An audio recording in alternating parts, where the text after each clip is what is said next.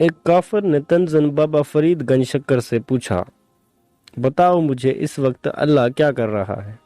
بابا فرید نے جواب دیا، اللہ اس وقت فرید فرید کر رہا ہے۔ پوچھا گیا، کوئی دلیل دیجئے۔ بابا فرید نے جواب دیا، اللہ خود فرماتا ہے، تم مجھے یاد کرو، میں تمہیں یاد کروں گا۔ دوسروں کے کام آنا ہی تیرے حق میں بہتر ہے۔ درجہ علم سے بلند کوئی درجہ نہیں۔ تو بات تین قسم کی ہوتی ہیں: ماضی، حال اور مستقبل۔ خاندان کی پرورش تعلیمات اسلامیہ میں کرو۔ لالچی مال جمع کرنے سے کبھی پیٹ نہیں بھرتا۔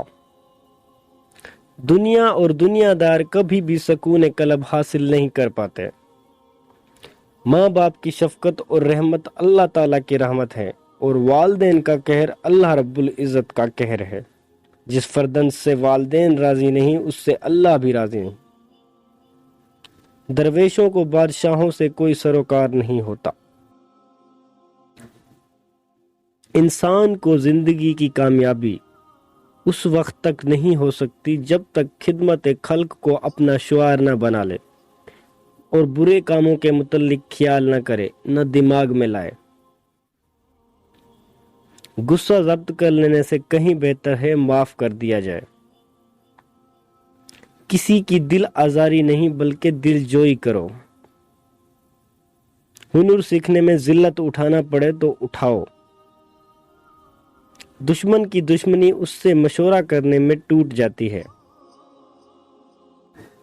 دوسروں کے دکھوں کو اپنا سمجھ کر بانٹ لیا کرو۔ اطمینان قلب چاہتے ہو تو حسد سے دور رہو۔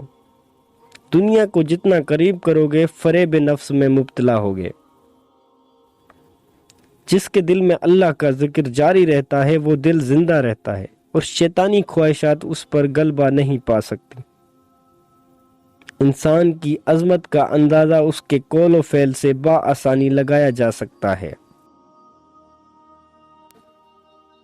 اپنا معاملہ صرف اللہ کے ساتھ رکھو، اس لیے کہ سب لیتے ہیں اور وہ دیتا ہے، اسے کوئی نہیں لے سکتا۔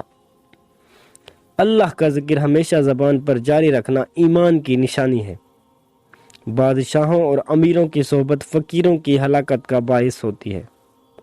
انسان کا نفس اس کا سب سے بڑا دشمن ہے۔ اس کا کہا مانا سمجھو وہ دین دنیا دونوں سے گیا۔ نفس کو اپنے مرتبہ کے لیے کھوار مت کرو۔ اگر تم بزرگوں کا مرتبہ چاہتے ہو تو بادشاہوں کی اولاد سے دور رہو۔ اچھائی کرنے کے لیے ہمیشہ کسی بہانے کی تلاش میں رہو۔ کسی سے اس طرح بھی جھگڑا نہ کرو کہ صلح کی گنجائش بھی نہ رہے۔ جب فقیر لباس پہنتا ہے تو یہ سمجھتا ہے کہ اس نے کفن پہن لیا۔